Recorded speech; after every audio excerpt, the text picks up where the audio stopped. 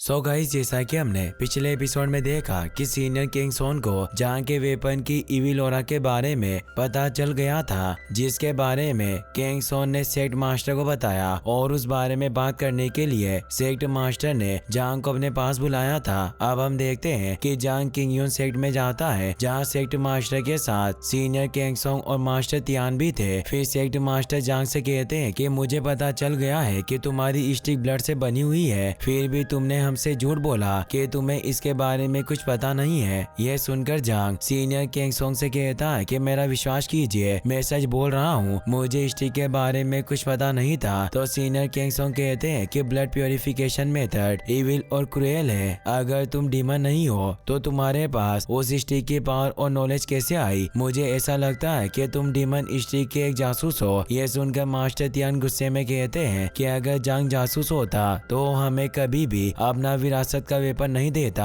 तो senior king song कहते हैं कि डीमन स्ट्रीम के लोग हमेशा सीक्रेट तरीके से अपना काम करते हैं, ये सब करना उनके लिए कोई बड़ी बात नहीं है। तो मास्टर तियान कहते हैं कि जांग 5 सालों से किंग यून सेट के साथ है और वो कभी भी पहाड़ से नीचे नहीं गया। तो मुझे बताओ कि जांग को डीमन फ्लो मेज जादूगर के बारे में कैसे पता होगा? इसके जवाब में सीनियर किंग सोंग कहते हैं कि मुझे पता चला है कि जांग एक जासूस है जिसे डीमन स्ट्रीम ने जानबूझकर किंग यून सेट पर जासूस करने के लिए भेजा था, लेकिन अब जांग पकड़ा गया और किंग यून सेट के रूल्स के हिसाब से जांग को जान से मारने की सजा दी जाएगी। यह सुनकर जांग डर जाता है। तभी मास्टर तियान जांग के सामने खड़े हो जाते हैं और गुस्से से कहते हैं कि इसे छूने की कोशिश भी मत करना, वरना मैं तुम्हें नहीं छोड़ूंगा। यह कहकर मास्टर तियान अपनी स्वॉर्ड को एक्टिवेट कर लेते हैं। तो सीनियर किंग सोन भी अपनी स्वॉर्ड को एक्टिवेट कर लेते हैं, मगर दोनों एक दूसरे पर अटैक नहीं कर पाते। यह देखकर सेक्ट मास्टर गुस्से में खड़े हो जाते हैं। उन्हें देखकर दोनों शांत हो जाते हैं और मास्टर तियान अपनी जगह पर चले जाते हैं। फिर सीनियर किंग सोन सेक्ट मास्टर से कहते हैं कि जांग हमारे लिए काफी मुसीबतें खड़ी कर सकता है, इसीलिए आप मुझे एक बार जांग से पूछताछ करने दीजिए। मैं जांग से डीमन स्ट्रीम के बारे में जरूर पता लगा लूंगा। यह सुनकर मास्टर तियान बहुत गुस्सा होते हैं, मगर सेक्ट मास्टर उन्हें शांत कर देते हैं और कहते हैं कि जांग के विरासत के वेपन का ऑरा इविल है, लेकिन इसके अंदर की पावर डेमोनिक फ्लो से काफी अलग है, ऐसा मैंने पहले कभी नहीं देखा है। तो सीनियर किंग सोंग कहते हैं कि डीमन स्ट्रीम के लोग बहुत इविल और क्रूएल होते हैं, उन्हें गलत तरीके से मारना ही बेहतर होगा। इस पर सेक्ट मास्टर कहते हैं कि हमारे किंग यून सेट की स्ट्रीम ट्रूथ है और हम हमेशा सच्चाई का साथ देते हैं। अगर हम लोगों को गलत तरीके से मारेंगे तो डीमन स्ट्रीम और हमारे बीच क्या फर्क रहेगा, इसीलिए हम जांग को नहीं मारेंगे। इससे सीनियर किंग सोंग नाराज हो गए थे। तो sect master senior king song से कहते हैं कि तुम्हारी नॉलेज काफी अच्छी है, लेकिन ताओ को समझने के लिए तुम्हें अपनी मोरलिटी को बदलने की जरूरत है। फिर सेक्ट मास्टर जांग से कहते हैं कि तुम 7 डिवीजन मार्शल आर्ट्स कंपटीशन में 4th प्लेस पर आए हो, इसीलिए तुम्हें कंपटीशन के टॉप 3 डिसिपल्स के साथ पहाड़ से नीचे जाना होगा, लेकिन तुम अपनी स्टिक से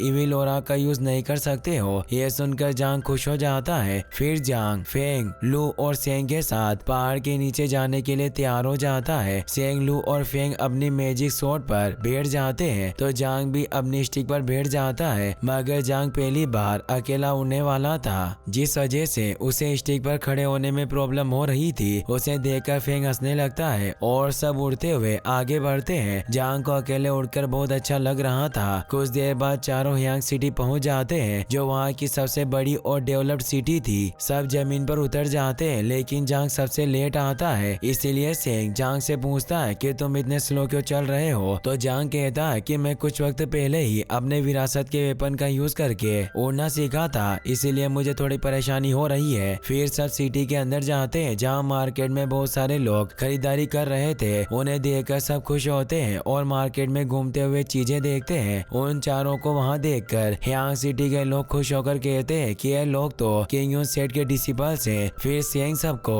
शानहाई पवेलियन नाम के रेस्टोरेंट में ले जाता है, जो कि ह्यांग सिटी का सबसे अच्छा रेस्टोरेंट था। वहाँ बहुत सारे कस्टमर्स थे। फिर एक वेटर चारों को टेबल पर बिठाकर सेंग को मेन्यू देता है। तो सेंग सबके लिए चिकन, मशरूम सूप, टोफू और सबसे special dish spicy clear fish soup order करता है। यह देखकर जांग सेंग से पूछता है कि तुम्हें इस जगह के बारे में ये सब कैसे पता है? तो सेंग बताता है कि पहाड़ से उतरते वक्त मैं यहाँ कई बार आया हूँ। कुछ देर में वेटर खाना लेकर आ जाता है। खाना देख देखकर जांग बहुत खुश होता है। तभी waiter special dish spicy killer fish soup लेकर आता है। उस फिश को खाकर जांग उसकी बहुत तारीफ करता है। तो वेटर कहता है कि अगर ये फिश फ्रेश नहीं होती तो इसका टेस्ट इतना अच्छा नहीं होता। तभी दूर से बियाओ नाम की लड़की वेटर से कहती है कि यह फिश फ्रेश नहीं है, फिर भी तुम इसे स्पेशल डिश कहकर लोगों को बेवकूफ बना रहे हो। फिर बियाओ वेटर के पास आकर कहती है कि तुम इस फिश को जुगो हिल से लेकर आते हो जो यहाँ से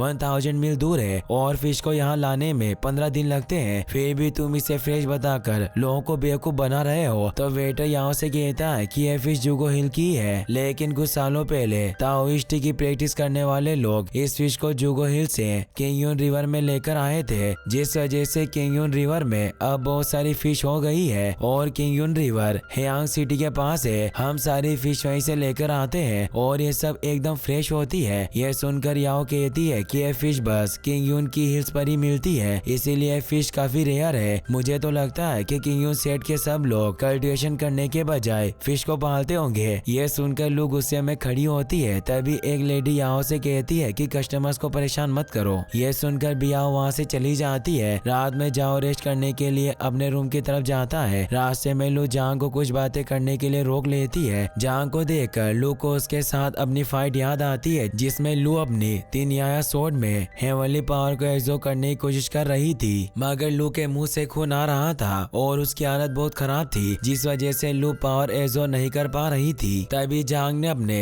रेड बॉडी ऑरा को एक्टिवेट करके लू पर अटैक कर दिया था, मगर लू की हालत देखकर जांग उस पर अटैक नहीं करता और अपनी स्टिक छोड़कर नॉर्मल हो जाता है। इतने वक्त में 3 याया सोर्ड में हेवनली पावर एक्सो हो जाती है और उसका अटैक जांग के ऊपर होता है। जांग को अटैक न करता देख लू भी काफी हैरान थी। ये सब याद करके लू जांग से बात नहीं कर पा रही थी। फिर भी लू हिम्मत करके जांग से पूछती है कि उस दिन फाइट करते वक्त आखिर में तुमने मेरे ऊपर अटैक क्यों नहीं किया था, क्या तुमने जानबूझकर ऐसा किया? तो जांग कहता है कि मैं ऐसा नहीं करना चाहता था। उस वक्त क्या हुआ मुझे कुछ याद नहीं है, लेकिन मुझे लगता है कि मैं प्रैक्टिस करने में काफी वीक हूँ, जिस वजह से ये सब हुआ होगा। ये सुनकर लू वहाँ से चली जाती है। तो जांग भी अपने रूम में जाकर सो जाता है। कुछ देर बाद जांग को एक नाइट मेयर आता है, जिसमें वो ब्लड के ऊपर सो रहा था। तभी कोई वहाँ आकर जांग का गला दबाने लगता है और ब्लड के अंदर से कुछ हाथ निकलकर जांग को पकड़कर अंदर खींच लेते हैं, जिससे जांग उस पानी के गड्ढे में चला जाता है। वहाँ जांग को अपनी स्टिक मिली थी। तभी जांग घबराते हुए नींद से उठ जाता है और उसके सर में दर्द होने लगता है, जिस वजह से जांग को नींद नहीं आती। तो जांग टहलने के लिए गार्डन में जाता है, जहाँ जांग को याओ दिखाई देती है। तभी याओ एक फूल को तोड़ लेती है। यह देखकर जांग याओ के पास जाकर कहता है कि वो फूल अच्छे तरीके से खिल रहा था, तुमने उसे क्यों तोड़ा? तो याओ कहती है कि मैं इस फूल की खुशबू सूंघना चाहती थी, इसीलिए मैंने इस फूल को तोड़ा। ये सब बातें छोड़ो, तुम इतनी रात को यहाँ क्या कर रहे हो? क्या तुम अपना काम रात में करते हो? मगर जांग इसका कोई जवाब नहीं देता और कहता है कि तुमने इस फूल को तोड़कर उसे जान से मार दिया है। तो याओ कहती है कि तुम्हें कैसे पता है कि फूल मर चुका है? इस वजह जांग कहता है कि फूल रो रहा है, इसीलिए इसके ऊपर ओस की बूंदें जमा हो गई है। ये सुनकर याओ हंसने लगती है और कहती है कि तुम इतने बड़े हो गए हो और अब भी बच्चों जैसी बातें कर रहे हो। ये कहकर याओ जोर जोर से हंसने लगती है। इससे जांग नाराज हो जाता है। तो याओ जांग से उसका नाम पूछती है। तो जांग कहता है कि मेरा नाम जांग जियाओ फन है। फिर याओ जांग से पूछती है कि तुम्हारे हिसाब से ये फूल ज्यादा ब्यूटीफुल है या मैं ज्यादा ब्यूटीफुल हूँ? तो जांग शर्माते हुए कहता है कि तुम ज्यादा ब्यूटीफुल हो। ये सुनकर याओ कहती है कि तुम्हारे जैसे सब लोग मेरी तारीफ करते रहते हैं। यह सुनकर जांग गुस्सा होकर वहाँ से चला जाता है और इसी के साथ ये एपिसोड यहीं पर खत्म हो जाता है। गाइस, अगर आपको वीडियो पसंद आया हो तो इस वीडियो को लाइक करने के साथ साथ चैनल को सब्सक्राइब जरूर कर लेना। मिलते हैं नेक्स्ट वीडियो में। Thanks for watching.